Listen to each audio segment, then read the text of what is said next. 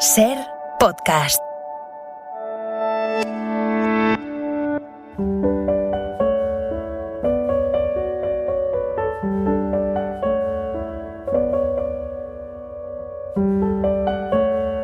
Un libro, una hora.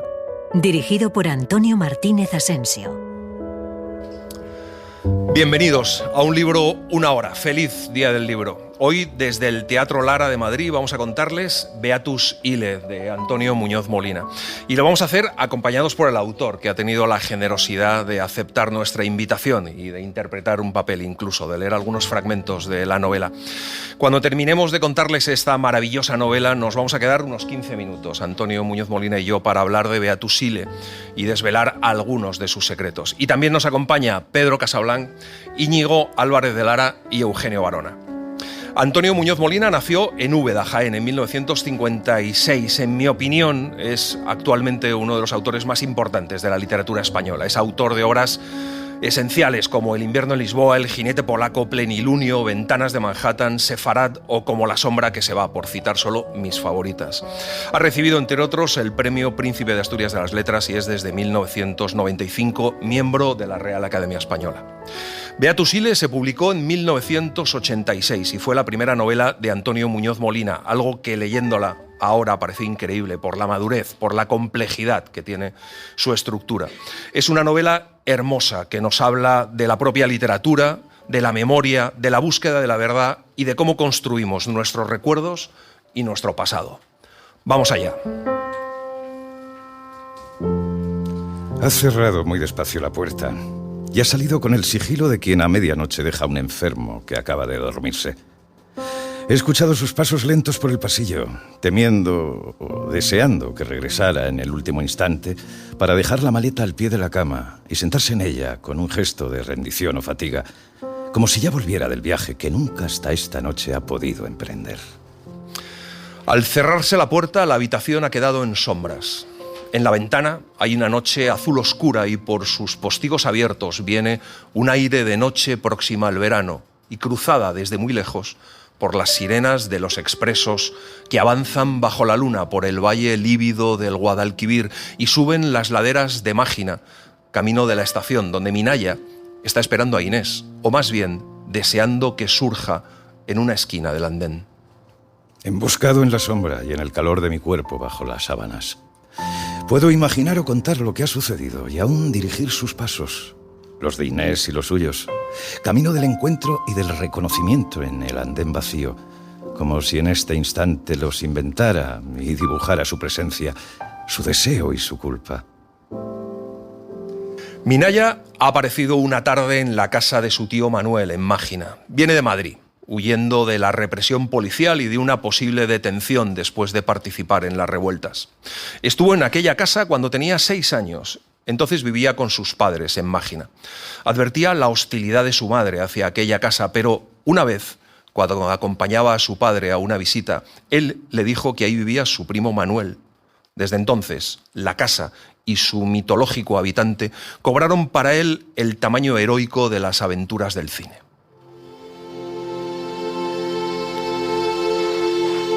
Después de que un camión de mudanzas cargara todas las cosas de la familia, Minaya, su padre y su madre fueron a despedirse de Manuel antes de irse a Madrid. Algunos días después del entierro de sus padres, que le dejaron al morir algunos retratos de familia y un raro instinto para percibir la cercanía del fracaso, Minaya recibió una carta de pésame de su tío Manuel, escrita con la misma letra y muy inclinada y picuda, que 4 años más tarde reconocería en su breve invitación a que pasara en Mágina unas semanas de febrero, ofreciéndole su casa y su biblioteca y toda la ayuda que él pudiera prestarle en su investigación sobre la vida y la obra de Jacinto Solana, ese poeta casi inédito de la generación de la República sobre el que Minaya estaba escribiendo su tesis doctoral. En realidad, la tesis sobre Jacinto Solana es una excusa, un pretexto para salir de Madrid. De Solana le ha hablado otro estudiante en la cafetería de la facultad. Minaya ha recordado entonces que su padre le había hablado del extravío de Manuel y del letargo en que pareció detenerse su vida desde el día en que una bala perdida mató a la mujer con la que acababa de casarse. Y recordaba las ideas políticas de Manuel y el influjo que había ejercido sobre ellas aquel Jacinto Solana que se ganaba la vida en los periódicos izquierdistas de Madrid y que una vez habló en un mitin del Frente Popular en la Plaza de Toros de Mágina, que fue condenado a muerte después de la guerra y luego indultado y salió de la cárcel para morir en un tiroteo con la Guardia Civil. Minaya, sin atreverse a usar los llamadores, 2 manos doradas de bronce, busca en el abrigo la carta de su tío, como si se tratara de un salvoconducto. Dijo Inés, que lo vio parado entre las acacias, sin decidirse aún, examinando la casa, los balcones, las molduras de escayola blanca, como para dar tiempo a su memoria a que los reconociera. Quieto y solo tras el brocal de la fuente, sin defenderse de la llovizna que le mojaba el pelo y el abrigo, indiferente a ella. Dan las 6 de la tarde. Minaya no se ha atrevido a sentarse, como si aún no estuviera seguro de que lo vayan a aceptar en la casa.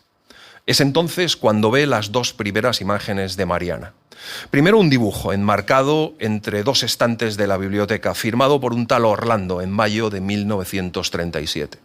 El rostro en escorzo, casi de perfil, de una muchacha con el pelo corto y caído sobre los pómulos, la nariz afilada, la barbilla breve, los ojos muy abiertos y una leve sonrisa.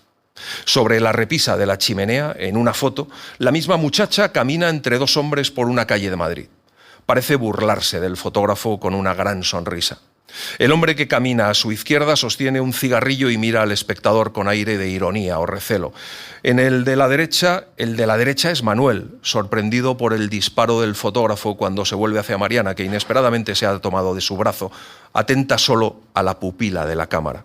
De hecho, Mariana mira al espectador desde cualquier punto que se contemple la fotografía. Ese hombre, el de la izquierda, es Jacinto Solana. Minaya se vuelve para darse cuenta de que está ante un desconocido. Su tío Manuel es mucho menos alto que en los recuerdos y no tan corpulento como en la fotografía. Tiene el pelo blanco y la estatura desarbolada, no por la vejez, sino por el largo abandono y la costumbre de la enfermedad, una dolencia cardíaca que le ha quedado de sus heridas de guerra. Haber sobrevivido a su mujer y a Jacinto Solana durante tantos años le parece una deslealtad. En el dormitorio que compartió con Mariana, una sola noche guarda su vestido de novia y los zapatos blancos y el ramo de flores artificiales que ella llevó en la mano el día de la boda. Ha distribuido las fotografías de Mariana y de Jacinto Solana por la casa según un orden privado que le permite convertir su paso por las habitaciones en una reiterada conmemoración. Manuel abraza a Minaya y luego, apoyando las 2 manos en sus hombros, retrocede para mirarlo. La última vez que te vi, casi no me llegabas a la cintura. ¿Te acordabas de la casa? Me acordaba del patio y de los azulejos. Y de ese reloj que entonces me daba miedo. Pero creía que todo era mucho más grande. Minaya no le habla del miedo que ha pasado, ni de la cárcel, ni de los grises, pero sí del poema Invitación que alguien le mostró en el bar de la facultad. Lo recita despacio, sin mirar a Manuel, asiéndose a la única parte de indudable verdad que sostiene su impostura. Cuando Minaya termina de decirlo, ninguno de los 2 habla. Más tarde, suben al piso de arriba para que Minaya pueda ver su dormitorio. Manuel abre la puerta de una habitación en la que solo hay una cama de hierro y una mesa situada frente a un espejo. Ahí tienes la ventana y el espejo de los que se habla en ese poema. Fue aquí donde se escribió.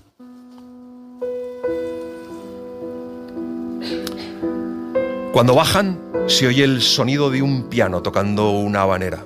La que toca es doña Elvira, la madre de Manuel. Inés entra para servirles unas copas de Jerez y oye que hablan de Jacinto Solana.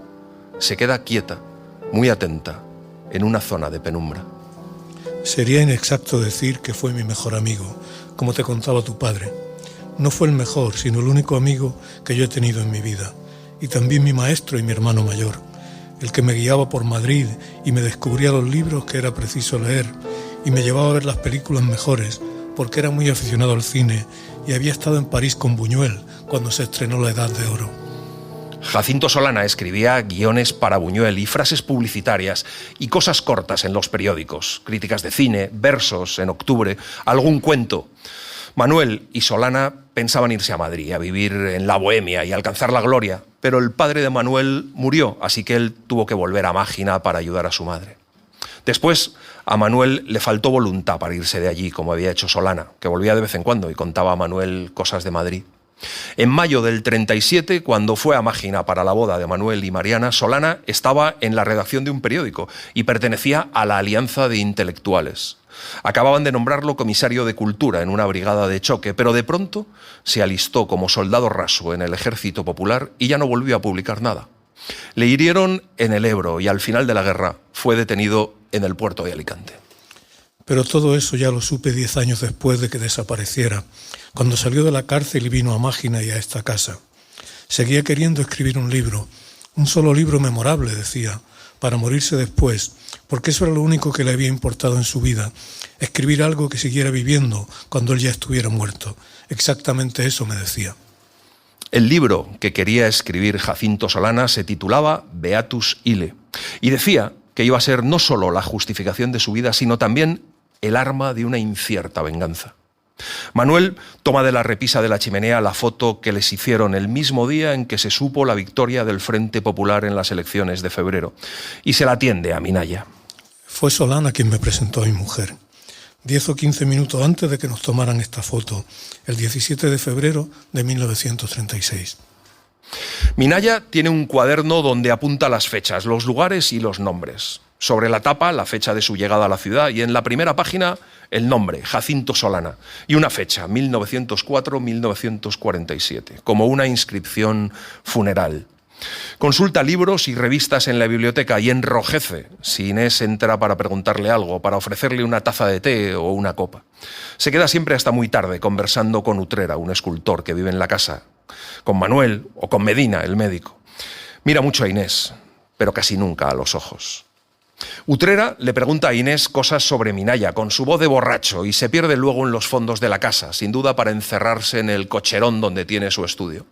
En los años que lleva Inés al servicio de Manuel, Utrera no ha hecho otra cosa que tallar un San Antonio para la iglesia de un pueblo y repetir hasta el hastío una serie de figuras de apariencia románica que vende con regularidad a una tienda de muebles. Minaya le conoce esa noche, cenando. Como es muy posible que Manuel no cene con nosotros, me temo que deberé presentarme yo mismo. Eugenio Utrera, escultor y huésped indigno de esta casa. Si bien he de advertirle que muy en contra de mi voluntad me hallo a un paso de la jubilación. Usted es el joven Minaya, ¿me equivoco? Teníamos verdaderos deseos de conocerlo. Su padre fue buen amigo mío, no se lo dijo nunca. En cierta ocasión estuvimos a punto de organizar entre los dos un negocio de antigüedades. Utrera habla muy rápido, adelantando el cuerpo para estar más cerca de Minaya. Tiene las manos grandes y romas que parecen de otro hombre y en el anular izquierdo lleva una piedra verde. En otro tiempo decían que estaba destinado a ser un segundo Mariano Benlliure, y no solo en Mágina, donde había vuelto a tallar para las cofradías de Semana Santa todos los pasos de procesión que fueron quemados durante la guerra, sino en toda la provincia y en Andalucía. Sus ojos escrutan a Minaya o persiguen a Inés con devoción de viejo verde y cuando ella se inclina para servirle algo o retirar el mantel, Utrera le mira el escote, irguiéndose un poco. Llegué a Mágina el 5 de julio del 36. Había pasado un mes en Francia y en Italia y antes de volver a Granada se me ocurrió visitar a Manuel. Nos habíamos conocido cuando él estudiaba Derecho y nos seguimos escribiendo desde que volvió a Mágina al morir su padre. Estuve aquí algo más de una semana y cuando ya me iba, cuando me estaba despidiendo de Manuel y de su madre, salió Amalia de la cocina y nos dijo que había oído en la radio que la guarnición de Granada estaba de parte de los rebeldes. «¿Cómo te vas a ir ahora?», me dijo Manuel. «Espera un poco, a ver si se aclara la situación». Así que vine a pasar unos días y me he quedado 33 años. Le cuenta a Minaya que nunca podrá pagar la deuda que tiene con Manuel porque, aunque sabía que Utrera era afecto al movimiento, le permitió vivir en esa casa durante toda la guerra. Y luego, cuando consiguió que le encargaran su primera talla, le ofreció la cochera para instalar su taller. Y le cuenta cosas de doña Elvira, la madre de Manuel. Debía usted haber conocido a doña Elvira cuando yo la conocí. Era una dama, amigo mío, tan alta como Manuel, tan elegante, una señora. Me parece verla el día en que volvió Manuel del hospital, convaleciente de aquella herida gravísima y dispuesto a casarse con Mariana. Porque, como decía ella, una cosa era que su hijo fuera republicano y hasta un poco socialista, y otra muy distinta verlo casado con aquella mujer después de abandonar a su novia de toda la vida. Recuerdo que doña Elvira estaba en pie en la puerta de la biblioteca, enlutada, y que cuando Mariana le ofreció su mano, ella se dio media vuelta y se retiró a sus habitaciones sin decir una sola palabra. Minaya fuma aquella noche tendido en la cama y luego abre el balcón y sigue fumando con los codos apoyados en la baranda. Oye la puerta de la calle y ve a Inés que cruza bajo las acacias y se pierde en la boca de sombra de un callejón, con el pelo suelto y un andar más vivo que el que tiene en la casa, con la cabeza baja y las manos en los bolsillos de un abrigo demasiado corto para la noche cruda de enero. Utrera le ha contado que Inés vive con un tío suyo que está inválido y que de vez en cuando no puede venir y se queda cuidándole. Minaya no sabe precisar el día en que por primera vez desea a Inés, ni cuándo se siente atrapado irremediablemente por la biografía de Jacinto Solana. Su padre tenía una huerta. Ahora está abandonada, pero desde el mirador de la muralla se pueden ver la casa y la alberca. Cada tarde, cuando salíamos de la escuela, yo bajaba con él y le ayudaba a cargar la hortaliza en la yegua blanca que tenían para llevarla al mercado. Jacinto Solana entraba en la biblioteca de la casa de Manuel como si se internara en la cueva de un tesoro, los labios apretados, la rabia oscura y el odio lúcido y precoz contra la vida que le negaba esa casa y esa biblioteca, la voluntad de rebelarse contra todo y huir de Mágina y de su padre, y de las 2 hectáreas de tierra y del porvenir en que su padre quería confinarlo. Manuel recuerda que Jacinto Solana le dijo con rabia que alguna vez también estarían en esa biblioteca los libros que él iba a escribir. Manuel va contándole cosas a Minaya poco a poco. Se siente como rejuvenecido desde que Minaya está en su casa. Baja con él a desayunar todas las mañanas. Un día, como si hubiera adivinado que su hospitalidad se estaba convirtiendo en una deuda para Minaya, le pidió que no se marchara aún, que le ayudara a ordenar los libros de la biblioteca, abandonados durante 30 años a un copioso desorden, ofreciéndole así una justificación no del todo humillante para su permanencia en la casa. Y así, Minaya descubre que en la biblioteca no están los libros de Solana, pero sí sus palabras, porque en muchos de los libros hay anotaciones en los márgenes escritos por Jacinto, como si hubiera dejado su rastro por todas partes, como si siguiera allí de alguna forma. Hasta en la parte de atrás del dibujo de Mariana, Minaya encuentra escrito el poema Invitación. Lo descubre el día que besa a Inés por primera vez. El dibujo de Orlando cae al suelo cuando Inés empuja a Minaya con sus caderas contra la pared y lo besa en la boca con los ojos cerrados. Como si el ruido del cristal hubiera despertado de un sueño. Minaya abrió los ojos y vio ante sí los párpados entornados y las aletas ansiosas de la nariz de Inés, que no dejaba de besarlo. Por un momento temió que alguien hubiera entrado en la biblioteca y se apartó de la muchacha, que aún gimió en una blanda protesta, y luego abrió los ojos, sonriéndole con sus labios húmedos y encendidos por el beso.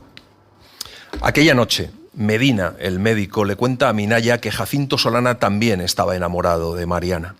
Desesperadamente, y desde mucho antes que Manuel, pero estaba casado cuando la conoció. Y al día siguiente, un hombre de Mágina le cuenta que el padre de Jacinto Solana, al padre lo fusilaron al terminar la guerra. Nadie sabe por qué. Su hijo Jacinto se enteró cuando volvió de la cárcel. Minaya va tejiendo la historia de Solana con la de Manuel, que fue ascendido a teniente por méritos de guerra, que abandonó a la muchacha con quien llevaba 6 años de noviazgo para casarse con Mariana, en contra, por supuesto, de doña Elvira, que entendió como una injuria personal ese arrebato de su hijo y no se lo perdonó jamás. Manuel se buscó un empleo en la embajada española en París y lo tenía todo preparado para marcharse allí tras su boda, pero Mariana murió por una bala perdida al día siguiente de casarse. Minaya también habla con doña Elvira, que le cuenta cosas de sus propios padres, y le habla de Solana, de Manuel, de Mariana. Le cuenta su versión de la historia. Cuando ya salía, la vio de perfil, la silueta oscura y el pelo blanco deslumbrado contra la claridad pálida del ventanal y el púrpura y el opaco azul del anochecer en los tejados. Cerró despacio y al volverse encontró los ojos claros y fijos de Inés, que parecía haber estado esperando a que él saliera, y traía en la bandeja de plata la cena que tampoco esa noche iba a probar doña Elvira. Manuel ha pasado la tarde en la biblioteca sin hacer nada, esperando que vuelva Minaya de su visita a doña Elvira, y tal vez es el desasosiego de la espera y de los cigarrillos la causa de que se reavive la antigua herida cerca del corazón. Teme menos el odio de su madre que la forma en que lo estará mostrando todo ante Minaya, la indiscreción, la muy probable calumnia. Se pone el abrigo y el sombrero y se va a pasear. Al llegar a la plaza de Santa María siente un picotazo en el corazón y lo último que ve es la imagen de Mariana con su blusa blanca y unas sandalias de verano yendo hacia él, sonriendo, en esa misma plaza. Y con esa imagen se despierta de su breve muerte sin saber quién es ni dónde está. Medina, el médico, le dice a Minaya que el primer ataque serio lo tuvo Manuel al día siguiente de la muerte de Mariana, que su verdadera enfermedad no se la produjo la bala que le hirió a él, sino la bala que la mató a ella. ¿Quién la mató? Medina le cuenta que había un tiroteo en los tejados al otro lado de la casa, sobre los callejones en donde da el Palomar. Una patrulla de milicianos andaba persiguiendo a un faccioso al que no llegaron a detener. Mariana, que estaba en el Palomar, se asomó a la ventana cuando oyó los disparos. Uno de ellos vino a darle en la frente. Medina fue el primero que vio a Mariana, tapada apenas por un camisón traslúcido bajo cuyos pliegues de seda se adivinaba la leve sombra del pubis. Tenía las rodillas manchadas y una mancha roja y circular en la frente. Después de arrodillarse junto a Mariana y comprobar que no le latía el pulso, Medina se incorporó limpiándose las rodillas de su pantalón militar. Esa noche, Minaya sube al Palomar y se queda un rato allí, a oscuras. La conversación de la tarde con doña Elvira, la recaída de Manuel, el tiempo pasado a oscuras en el Palomar, lo habían sumido en un estado de singular fatiga y excitación nerviosa que le negaban de antemano la posibilidad del sueño. Su imagen súbita era la de un sonámbulo en los altos espejos de la escalera, pero cuando llegó al patio supo que no iba a estar solo en la biblioteca. Bajo la puerta se deslizaba una raya de luz y en un sillón, junto al fuego, con los labios pintados, con el pelo suelto sobre los hombros y un cigarrillo y un libro en las manos, estaba Inés, que lo miró sin sorpresa, sonriendo, como si hubiera estado esperándolo, sabiendo que vendría. Apagan la lámpara cuando empiezan a besarse y cuando Inés va a levantarse para encenderla, Minaya la retiene a su lado, como si quisiera detener el tiempo, no dar un paso más allá del instante en que la oscuridad aún los cobija como un ala de seda, no volver a la luz usual que lo iguala todo y los regresará al pudor. Pero de pronto, Minaya está solo. Es como si nada pudiese atestiguar que ha estado besando a Inés en un sofá de la biblioteca, iluminada e inerte. Ahora está en su cuarto, probablemente desnuda bajo las sábanas. Porque tal vez todavía me espera y esta huida ha sido una trampa para invitarme a seguirla. Pero sube sin atreverse a pasar junto al dormitorio de Inés. A las 3 de la madrugada entra en el gabinete y descubre que hay una llave en la cerradura de la habitación prohibida, que es infinitamente fácil empujar la puerta y contemplar lo que nadie más que Manuel ha visto en los últimos 32 años. Una habitación grande, inesperadamente vulgar, con muebles oscuros y cortinas blancas sobre los postigos del balcón que da a la plaza de las Acacias. Minaya cierra la puerta a sus espaldas, enciende una cerilla y se ve a sí mismo en el doble espejo del armario. La sábana del embozo está limpia y como recién planchada, y el aire no huele a cerrado, sino a fría noche de febrero, como si alguien acabase de cerrar el balcón. Abre el armario, vacío como el de una habitación de hotel, busca en los cajones del tocador donde hay ropas y medias de Mariana y en el último cajón, bajo el vestido nupcial, halla un paquete de viejas cuartillas manuscritas y atadas con una cinta roja. No era preciso acercar la palmatoria para leer el nombre escrito en la primera página. Podía reconocer a Jacinto Solana, no solo en su caligrafía insomne, sino sobre todo en la aptitud para el secreto que parecía haberse perpetuado en él aún después de su muerte. Lo mataron. Creyeron desbaratar su memoria pisoteando la máquina de escribir que se le oyó golpear sin tregua durante 3 meses en la habitación más alta de la casa. Rasgaron y quemaron en una hoguera que se alzó en el jardín los papeles que había escrito. Pero igual que un virus se aloja en el cuerpo y regresa cuando el enfermo lo creyó exterminado, las palabras furtivas, la escritura incesante de Jacinto Solana aparecía de nuevo 22 años después, y en un lugar supo Minaya que a él le hubiera complacido. Pone Beatus Ile en el inicio de la primera cuartilla, pero no es, o no lo parece, una novela, sino una especie de diario escrito entre febrero y abril de 1947 y cruzado de largas rememoraciones de las cosas que sucedieron 10 años atrás. A veces Solana escribe en primera persona y otras veces usa la tercera, como si quisiera ocultar la voz que lo cuenta y lo adivina todo, para dar así a la narración el tono de una crónica impasible. De pronto, Minaya oye cómo se cierra sigilosamente la puerta del dormitorio. Es Inés quien está a su lado, quien gira la llave para que no puedan sorprenderlos y lo mira, alta e irónica. Le dice que ha visto a Utrera dando vueltas por la galería, pero su voz no es acusadora, sino cómplice. Mira lo que he encontrado. Son manuscritos de Jacinto Solana. Pero Inés no parece escucharle. Ha visto entre las ropas de novia una rosa de tela amarilla que Mariana debió quitarse del pelo antes de que le hicieran la foto nupcial. Se la pone ante el estupor y la pasión de Minaya, que con una caricia le quita la rosa del pelo mientras la besa con los ojos cerrados. Desde que llegó a Mágina, la conciencia de Minaya ha ido adelgazándose hasta quedar resumida en una mirada que averigua y desea, como un espía en un país extranjero que hubiese olvidado su identidad verdadera y lejana para no ser más que una pupila y una secreta cámara fotográfica. Minaya se da cuenta de que todos los rostros femeninos de Utrera son retratos parciales de Mariana. Basta una variación menor en la boca o en el dibujo del rostro para convertirla en una mujer desconocida, pero son siempre los mismos largos ojos ensimismados en el aire oscuro de las capillas y los mismos pómulos. Usted tiene razón.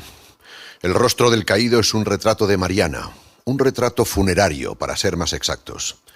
Yo le había hecho la mascarilla mortuoria, pero la perdí antes de que terminara la guerra. Volví a encontrarla muchos años después, en el 53, me parece, cuando ya estaba trabajando en el monumento a los caídos. Estaba en el cajón de un armario viejo, en el sótano, tan perdida que me pareció un milagro haber dado con ella.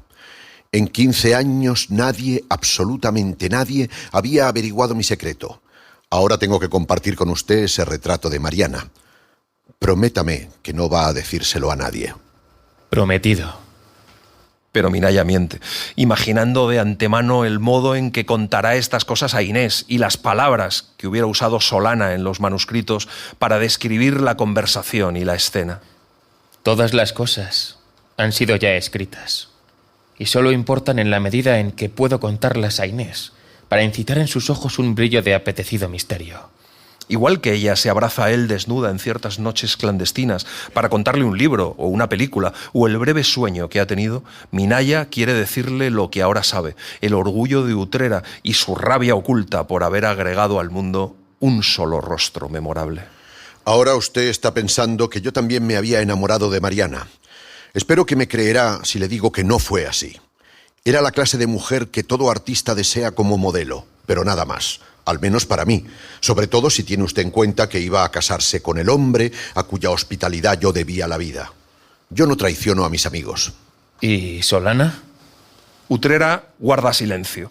Cuando vuelve a hablar, elude los ojos de Minaya, premeditadamente grave, casi herido, como forzado contra su voluntad a dar un paso más allá de la discreción. No se debe hablar mal de los muertos. Manuel sugiere a Minaya que visite la isla de Cuba, una casa en pleno campo, ofreciéndole a Inés como guía en su descenso. Allí conoce a Frasco, el casero, testigo de los últimos días y de la muerte de Solana. La última página de los manuscritos hallados por Minaya en el dormitorio nupcial está fechada el 30 de marzo de 1947, un día antes de que Jacinto Solana bajara a la isla de Cuba, en el trance de su penúltima huida, sabiendo acaso que nunca más iba a volver a Mágina. Fue allí a terminar su libro. Frasco le cuenta que no vio cómo mataban a Solana, pero que oyó las ráfagas de los naranjeros que llevaban los civiles y los tiros de la pistola de don Jacinto, que saltó al barranco del río desde el cobertizo. Le cuenta que tardaron varias horas en encontrar el cadáver porque cayó muerto en el río y la corriente lo arrastró. Frasco solo lo vio de lejos. Bajo la cama de la habitación que ocupó Solana durante los 3 últimos meses de su vida está el baúl que nadie ha abierto en los últimos 22 años. No hay nada, solo ropa vieja. No dura la memoria. Solo duran las cosas que siempre pertenecieron al olvido. La pluma, el encendedor, un par de zapatos, una mancha de tinta como una huella sobre la madera. Inés encuentra un cuaderno y una pequeña bala envuelta en un trozo de periódico. Está doblando una chaqueta gris para guardarla en el baúl cuando nota en el forro una superficie dura y lisa y luego un envoltorio muy pequeño. Hay una desgarradura en el bolsillo interior y por ella se han deslizado el casquillo y el bloc. Es la letra de Solana. Él mismo escondió el bloc en el forro de la chaqueta, porque este diario era su testamento, y él lo sabía desde que empezó a escribirlo.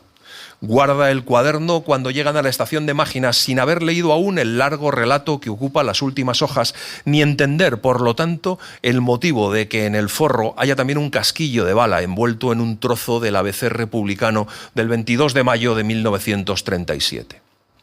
Cuando vuelven de la isla de Cuba, les dicen que Manuel está peor. Minaya enseguida va a verle.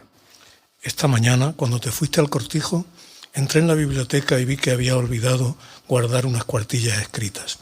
Vi sin querer que había escrito mi nombre y el de Mariana, subrayados varias veces.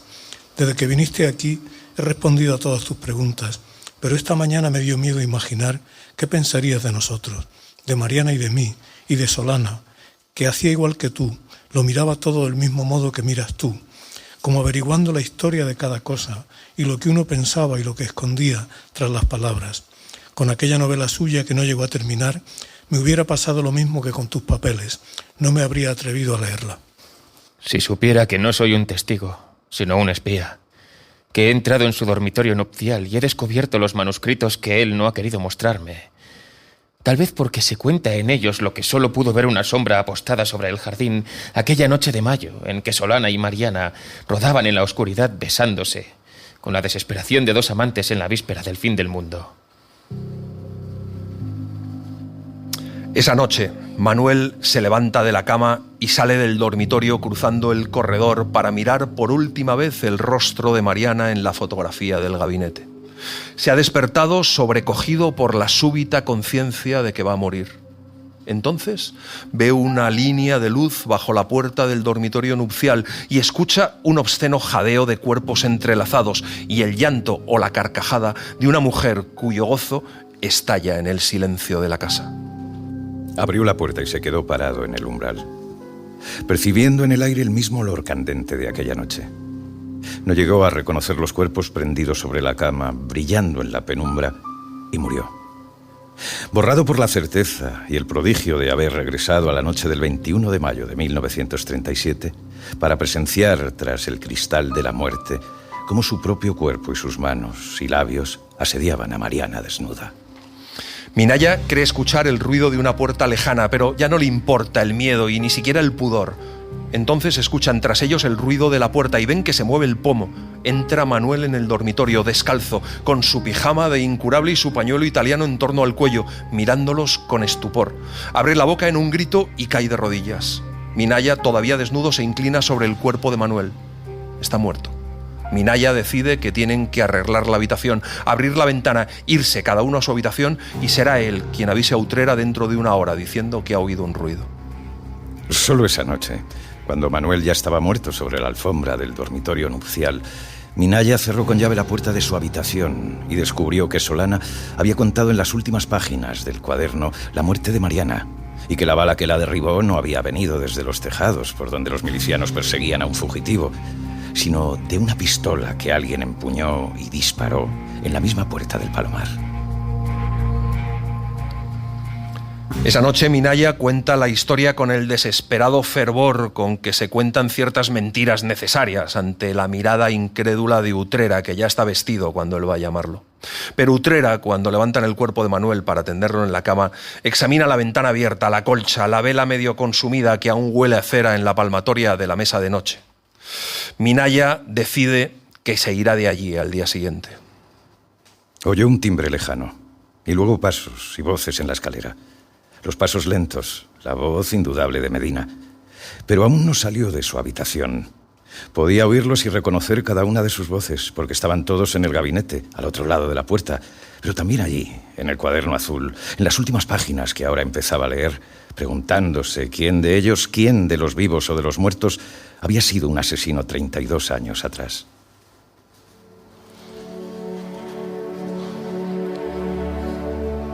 Pero no solo lee eso.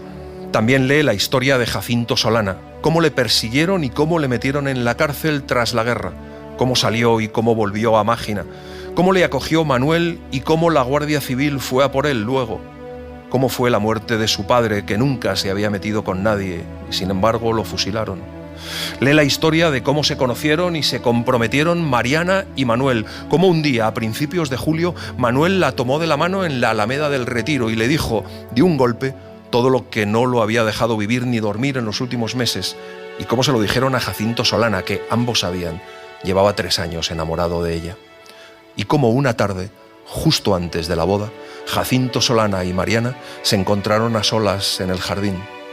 Ella buscó la mano de Solana en la oscuridad y la apretó despacio al principio y violentamente después, aunque estaban iluminados los ventanales frente a ellos y abiertas de par en par las puertas que daban al jardín. Cómo se besaron al fin, cómo rodaron sobre la tierra y él abrió su camisa para mirar los pechos blancos de Mariana en la claridad de la luna.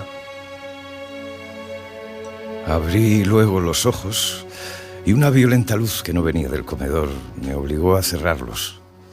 Estábamos tendidos y la luz de una ventana muy alta caía sobre nosotros, tapándonos con la sombra de una figura sola que se perfilaba en ella, sin levantarnos del suelo, sin deshacer del todo el abrazo que mutuamente nos defendía de la fatiga y de la recobrada vergüenza.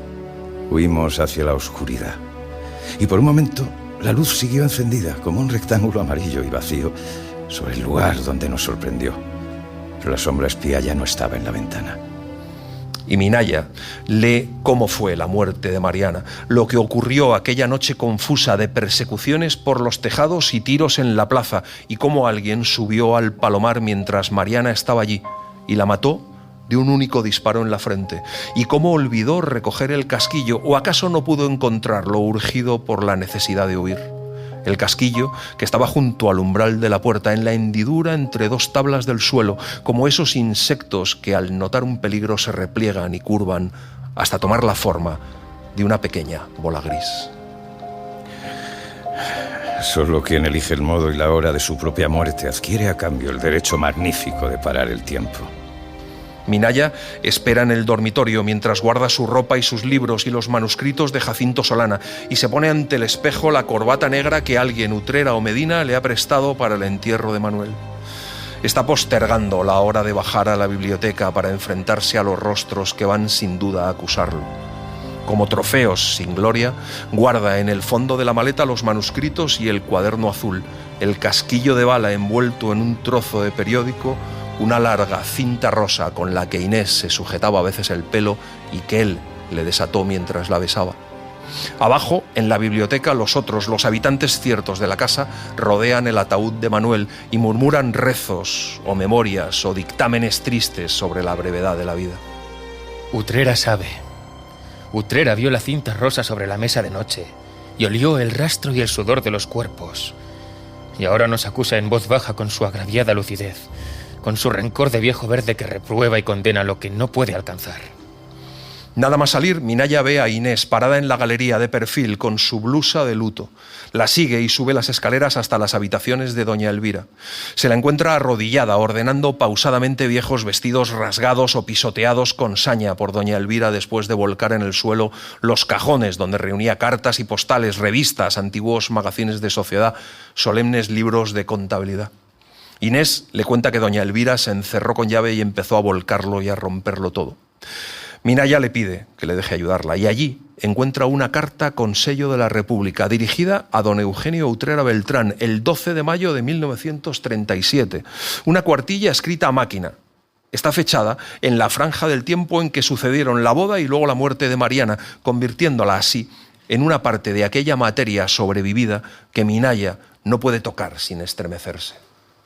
Señor don Eugenio Utrera Beltrán, querido amigo, Me complace informarle que el próximo día 17 de los corrientes llegará a ESA nuestro colaborador, don Víctor Vega, de cuya reputada pericia en el difícil arte del anticuariado no es preciso que yo me haga valedor ante usted, que ya sabe los años que el señor Vega lleva empleado en esta casa y la alta estima en que se le tiene en ella. Tal como quedó convenido, el señor Vega informará a usted de los extremos que tan vivamente le interesan de nuestro negocio, en el que espero se decida usted a participar con el buen gusto y la solvencia de que hizo siempre gala en relación con las bellas artes. Le informo asimismo que el señor Vega se hospedará a su llegada a Mágina en el Hotel Comercio de esa plaza, esperando allí la visita de usted, el mismo día 17. Suyo afectísimo, M. Santiesteban. Minaya se pregunta dónde ha escuchado antes ese nombre. Víctor Vega. Cuando baja por fin a la biblioteca y tiene ante sí los rostros hostiles que lo acusan, lleva en el bolsillo la carta.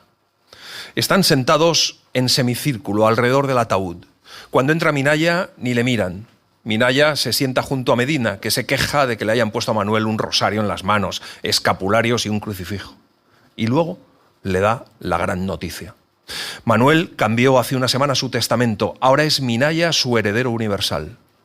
Las palabras de Medina le otorgan bruscamente a Minaya el derecho no a la posesión de la casa o de la isla de Cuba, sino a la pertenencia a una historia en la que hasta entonces ha sido testigo, impostor, espía y que ahora va a prolongarse en él. Aturdido, sale al patio. Utrera sale tras él y comienza a acusarlo. No sé a qué espera. No sé por qué no se ha marchado todavía. ¿Cómo se atreve a seguir aquí, a entrar en la biblioteca, a burlarse de nuestro dolor? Manuel era mi tío. Tengo el mismo derecho a velarlo que cualquiera de ustedes. Y se asombra de su propia audacia, de la firmeza de su voz, de la apetencia de crueldad, las ganas de mostrarle la carta o el casquillo que guarda en su chaqueta. No me mire así, como si no me entendiera. No esté tan seguro de que nos ha engañado como engañó al pobre Manuel. Usted lo mató anoche. Usted y esa mozuela hipócrita con la que se revolcaba en el lugar más sagrado de esta casa. Yo los vi a usted y a ella cuando salieron del dormitorio, y antes los había visto entrar allí mordiéndose como animales, y los había escuchado, pero no hice lo que debía. No avisé a Manuel ni entré para expulsarlos yo mismo. Me marché para no ser testigo de esa profanación, y cuando volví ya era demasiado tarde. Ese olor en el dormitorio, en las sábanas, el mismo que usted no se pudo quitar y que yo noté cuando vino a llamarme. ¿No le extrañó que a esa hora yo estuviera todavía vestido? Esa cinta en la mesa de noche. ¿Cree que estoy ciego, que no sé oler ni ver? Pero a lo mejor ni siquiera pretendían ocultarse. Ustedes son jóvenes, ustedes aman la blasfemia, supongo, igual que no saben lo que es la gratitud. ¿Sabe qué era Inés antes de venir a esta casa? Una hospiciana sin padre y sin más apellidos que los que le dio su madre antes de abandonarla. Una criatura salvaje que hubiera sido expulsada de ese internado de las monjas si Manuel no llega a recogerla. Pero usted es distinto. Usted viene de una buena familia y ha tenido educación y estudios, y lleva en las venas la misma sangre de Manuel. Usted era un prófugo y un agitador político cuando vino aquí. No crea que no he podido enterarme, a pesar de que su tío, por delicadeza, por no faltar a la hospitalidad, no me lo dijo nunca. Ha venido para escribir un libro sobre Solana, me decía el pobre Manuel, como si no se diera cuenta de que lo único que usted hacía en esta casa era comer y dormir gratis, y esconderse de la policía, y acostarse todas las noches con esa criada para ensuciar la hospitalidad que todos nosotros le ofrecimos desde que llegó. Sería demasiada clemencia llamarlo ingrato. Usted es un profanador y un asesino. Usted mató anoche a Manuel. Márchese ahora mismo de aquí. No siga ensuciando nuestro dolor ni la muerte de Manuel. Y llévese con usted a esa golfa. Ni usted ni ella tienen derecho a seguir en esta casa. Minaya podría contestarle que esa casa es suya, pero desde que ha encontrado la carta en el dormitorio de doña Elvira y ha comprobado en los manuscritos de Solana quién es Víctor Vega, más que dueño de la casa, se siente dueño de esa historia que ha estado latiendo durante 30 años para que sea Minaya quien venga a cerrarla, desbaratando su misterio. Usted sabe que mi tío empezó a morirse hace mucho tiempo, el mismo día en que mataron a Mariana. Y me parece que usted sabe también quién la mató. No sé de qué me habla. ¿Es que no quiere dejar en paz a ninguno de nuestros muertos? Usted sabe igual que yo cómo murió Mariana. Hubo una investigación judicial y se le hizo la autopsia. Pregúntele a Medina, por si no se ha enterado aún. Él vino aquí con el juez y examinó el cadáver. Una bala perdida la mató, una bala disparada desde los tejados. Cuando Utrera se vuelve de espaldas, como si con ese gesto pudiera borrar la presencia y la acusación aún no pronunciada por Minaya, ve a Inés parada en el primer rellano, junto al espejo. Se aleja hacia el comedor sabiendo que Minaya camina tras él. Enciende un cigarrillo, se sirve una copa de coñac, guarda de nuevo la botella en el aparador y cuando va a sentarse, Minaya está frente a él. Usted mató a Mariana. Usted empuñó la pistola en la madrugada del 21 de mayo de 1937 y anduvo rondando por la galería, escondido tras las cortinas que, igual que ahora, cubrían entonces los ventanales sobre el patio. Y Solana estuvo a punto de verlo, pero no lo vio. Solo una sombra o un temblor de visillos.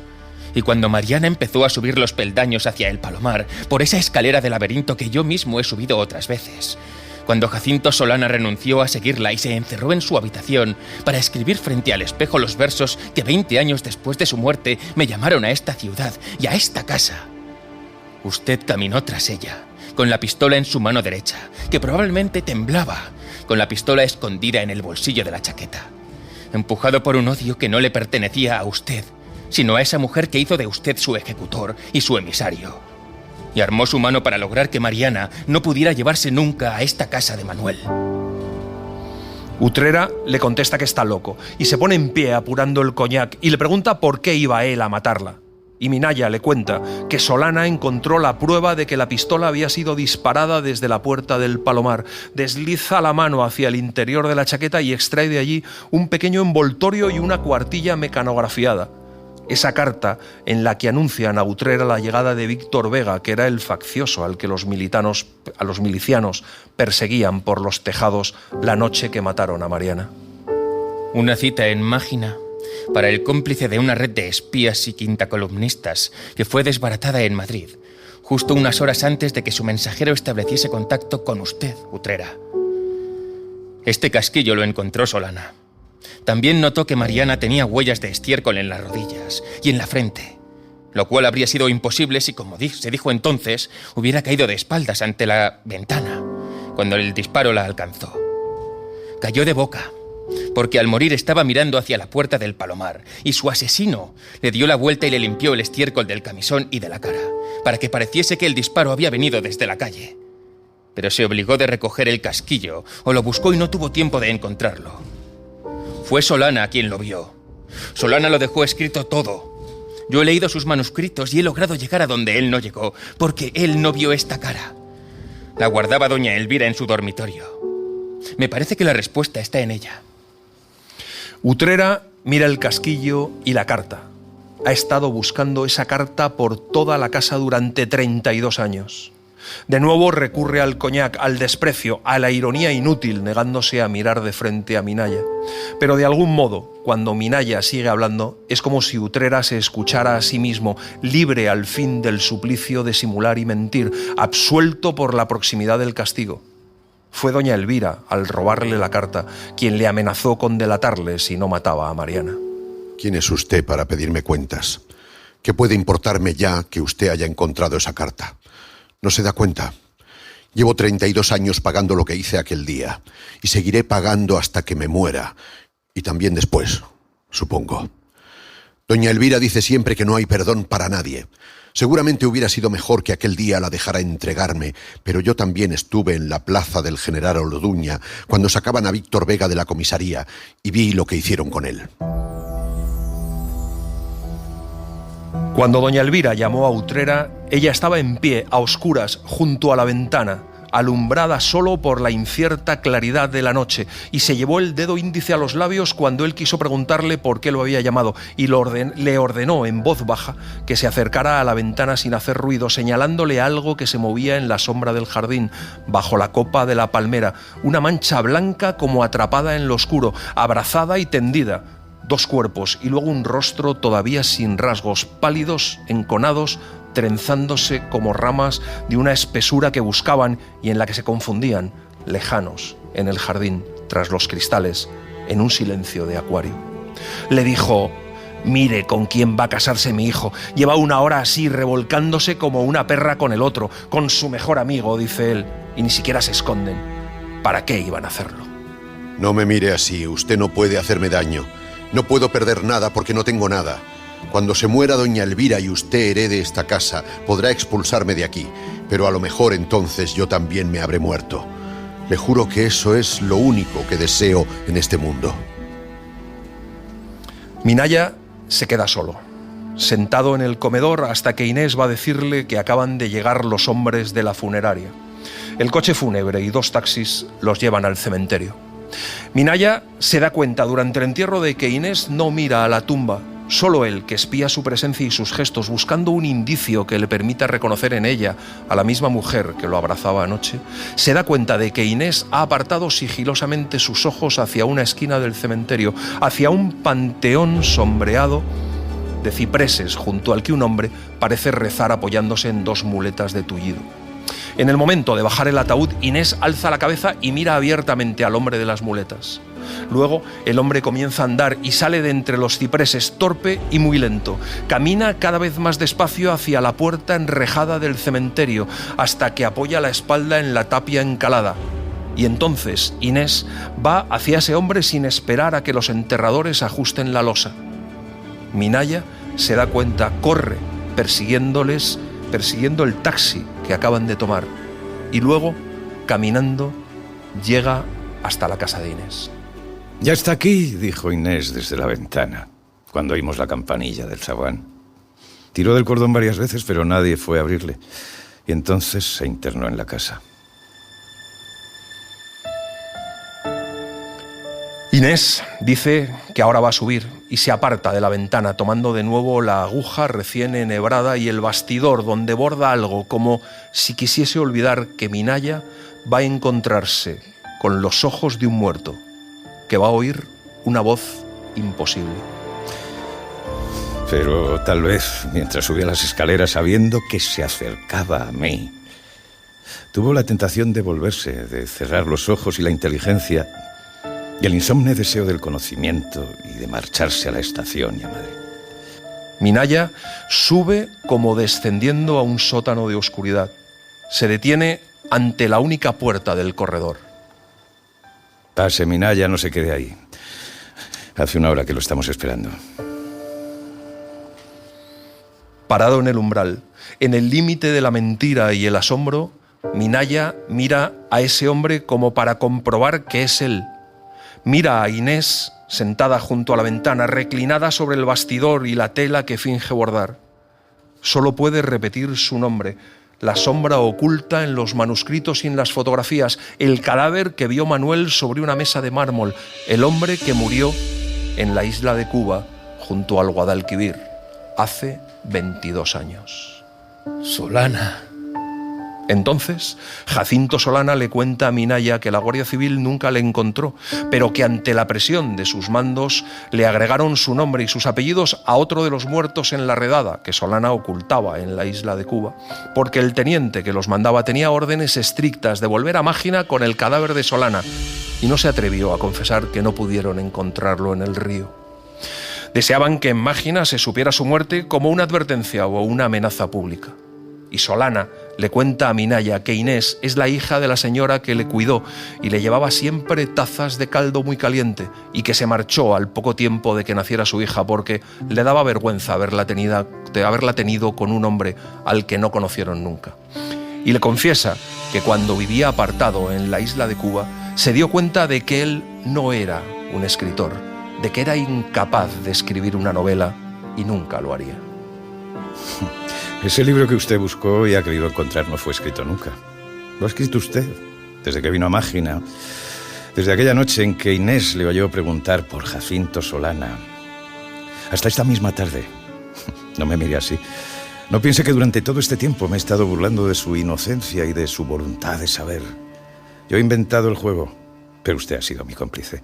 Era usted quien exigía un crimen que se pareciera a los de la literatura y un escritor desconocido o injustamente olvidado, que tuviera el prestigio de la persecución política y de la obra memorable y maldita, condenada, dispersa, exhumada por usted al cabo de 20 años. En una noche de insomnio, Solana concibió el juego, igual que si se le ocurriera de pronto el argumento de un libro. Construyámosle el laberinto que desea, pensé. Démosle no la verdad, sino aquello que él supone que sucedió y los pasos que lo lleven a encontrar la novela y descubrir el crimen. Mandó a Inés a una imprenta para que comprara un bloc y un paquete de cuartillas adecuadamente envejecidas y escribió sobre ellas con tinta diluida en agua. Añadió a las palabras escritas algunos objetos que las volviesen más reales: el casquillo de bala, la estilográfica, la carta. Yo no inventé la muerte de Mariana en el Palomar, ni la culpa de Utrera. Y la carta que usted encontró esta tarde, por mediación de Inés, tampoco fue falsificada por mí. Pero es posible que no hubiera sido yo quien encontró el casquillo de bala en el Palomar, o que este no perteneciera a la pistola de Utrera, o que el modo en que descubría al asesino no fuera tan incitante y literario como el que le he sugerido a usted. No importa que una historia sea verdad o mentira, sino que uno sepa contarla. Ha sido su imaginación donde hemos vuelto a nacer, mucho mejores de lo que fuimos, más leales y hermosos, limpios de la cobardía y de la verdad. Márchese ahora y llévese a Inés con usted.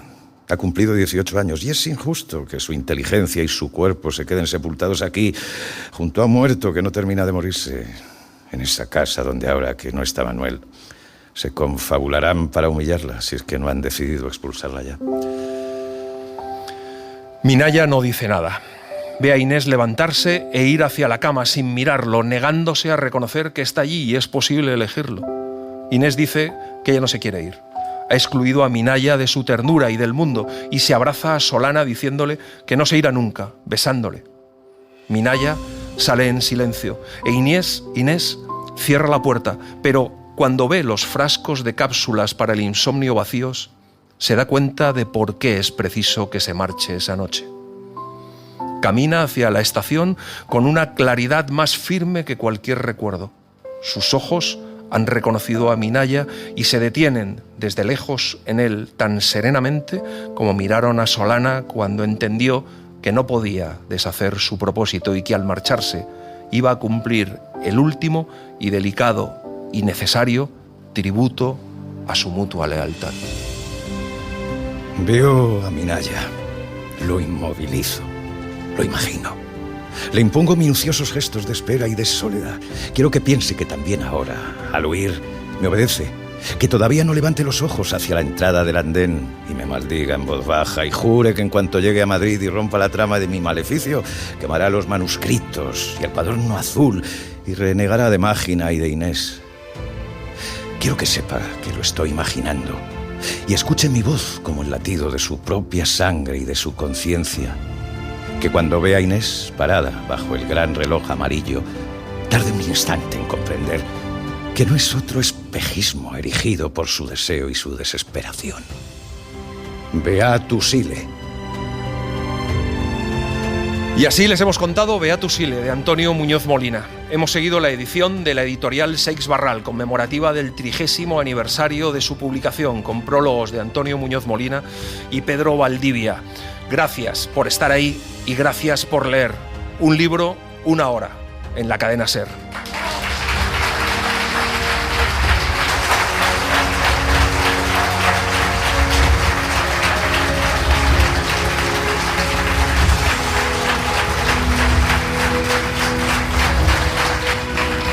Gracias.